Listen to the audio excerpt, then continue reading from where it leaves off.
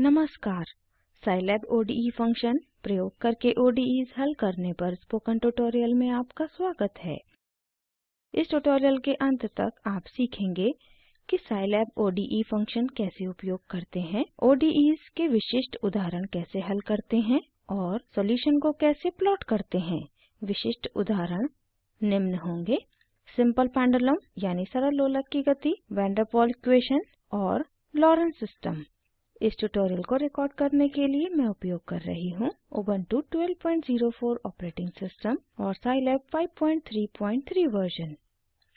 इस ट्यूटोरियल के अभ्यास के लिए आपको साइलैब की बुनियादी जानकारी और ओडीईज को कैसे हल करते हैं पता होना चाहिए। साइलैब सीखने के लिए कृपया स्पोकन ट्यूटोरियल वेबसाइट पर उपलब्ध संबंधित ट्यूटोरियल्स को देखें। ओडीई फंक्शन एक ऑर्डिनरी डिफरेंशियल इक्वेशन सॉल्वर है। सिंटैक्स है y is equal to ODE bracket में y0 t0 t और f। यहाँ y0 ODEs की इनिशियल कंडीशन है, t0 इनिशियल टाइम है, t टाइम रेंज है और f फंक्शन है। एक सिंपल पेंडुलम की गति पर विचार करते हैं। मानिए टाइम t पर वर्टिकल यानी ऊर्ध्वाधर के साथ पेंडुलम द्वारा बनाया गया एंगल थीटा t है। हमें इनिशियल कंडीशंस दी गई हैं। Theta of 0 is equal to π/4 और theta dash of 0 is equal to 0। फिर पेंडुलम की स्थिति निम्न के द्वारा दी जाती है: theta double dash t minus g/l into sine of theta t equal to 0। यहाँ g is equal to 9.8 metre पर सेकंड स्क्वायर है, जो ग्रेविटी के कारण एक्सेलरेशन यानी गुरुत्वाकर्षण के कारण त्वरण है, और l is equal to 0.5 metre pendulum की लंबाई है। दी गई इनिशियल कंडीशंस के लिए हमें time range 0 less than equal to t less than equal to 5 में ओडीई को हल करना है। हमें सॉल्यूशन को प्लॉट भी करना है। अब इस प्रॉब्लम को हल करने के लिए कोड देखते हैं। साइलैब एडिटर पर pendulum.sci को खोलते हैं। कोड की पहली लाइन ओडीई की इनिशियल कंडीशंस को परिभाषित करती है। फिर हम इनिशियल टाइम वैल्यू परिभाषित करते हैं और टाइम रेंज देते हैं। आगे हम दी गई इक्वेशन को फर्स्ट ऑर्डर ओडीईज के सिस्टम में बदलते हैं। हम g और l की वैल्यूज़ प्रतिस्थापित करते हैं। यहाँ हम y को दिया गया वेरिएबल थीटा और y डैश को थीटा डैश लेते हैं। फिर हम आर्ग्युमेंट्स y0 t0 t और फंक्शन पेंडुलम के साथ ओडीई फंक्शन को कॉल करते हैं। इक्वेशन का सॉल्यूशन दो रोज़ वाली मैट्रिक्स होगा। पहली रो दी हुई टाइम रेंज में y की वैल्यूज़ रखेगी, दूसरी रो टाइम रेंज में y डैश की वैल्यूज़ रखेगी। इसलिए हम टाइम के साथ में दोनों रोज़ को प्लॉट करते हैं। pendulum.sci फाइल को सेव और एग्ज़ीक्यूट करते हैं। प्लॉट दिखाता है कि y और y डैश की वैल्यूज़ टाइम के साथ कैसे बदलती है। साइलैब कंसोल खोलें। यदि आप y की वैल्यूज़ देखना चाहते हैं तो कंसोल पर टाइप करें y और एंटर दबाएं। y और y डैश की वैल्यूज़ प्रदर्शित होती हैं। अब ODE फंक्शन प्रयोग करके वैन डेर पॉल इक्वेशन को हल करते हैं। दी गई इक्वेशन है v double dash of t plus epsilon into v of t square minus 1 into v dash of t plus v of t equal to 0। Initial conditions हैं v of 2 equal to 1 और v dash of 2 equals to 0। मानिए epsilon equals to 0.897।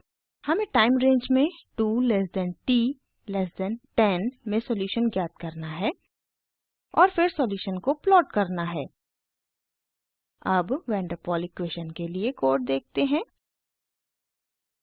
Scilab editor पर जाते हैं और van der pol.sci खोलते हैं।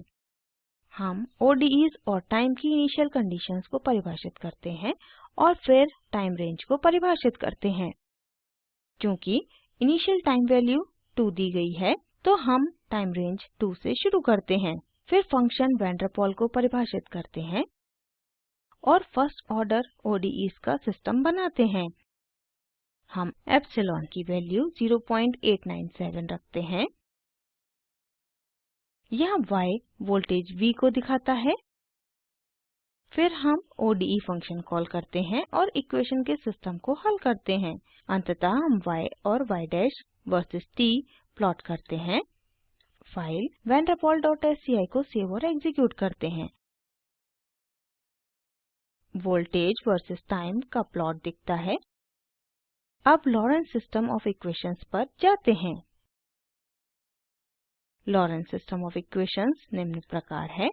x1 dash equal to sigma into x2 minus x1, x2 dash is equal to 1 plus r minus x3 into x1 minus x2 और x3 dash is equal to x1 into x2 minus b into x3। Initial condition है x1 0 equals to minus 10, x2 0 equals to 10 और x3 0 equals to 25। मानिए sigma equals to 10, r equals to 28 और b equals to 8/3। Scilab editor पर जाते हैं और lorentz.sci खोलते हैं। हम ODEs की इनिशियल कंडीशंस को परिभाषित करने से शुरू करते हैं। चूँकि 3 भिन्न ODEs हैं इसलिए 3 इनिशियल कंडीशंस हैं। फिर हम इनिशियल टाइम कंडीशन और आगे टाइम रेंज को परिभाषित करते हैं। हम फंक्शन लॉरेंस को परिभाषित करते हैं और फिर दिए गए कांस्टेंट्स सिग्मा r और b को परिभाषित करते हैं। फिर हम फर्स्ट ऑर्डर ODEs को परिभाषित करते हैं। फिर हम लॉरेंस सिस्टम ऑफ इक्वेशंस को हल करने के लिए ODE फंक्शन को कॉल करते हैं। हम सॉल्यूशन को x के बराबर करते हैं। फिर हम x1, x2 और x3 को टाइम के वर्सेस प्लॉट करते हैं। lorentz.sci फाइल को सेव और एग्ज़ीक्यूट करते हैं। टाइम वर्सेस x1, x2 और x3 का प्लॉट दिखता है।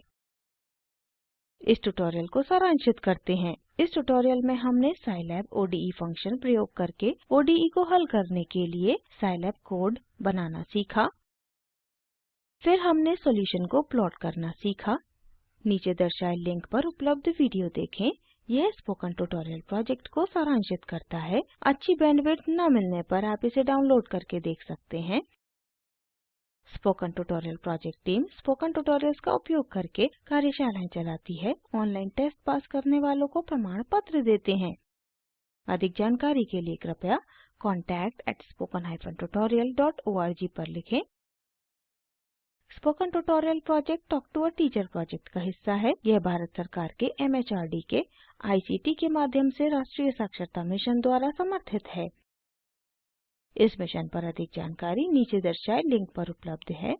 IIT बॉम्बे से मैं श्रुति आर्य आपसे विदा लेती हूँ। हमसे जुड़ने के लिए धन्यवाद।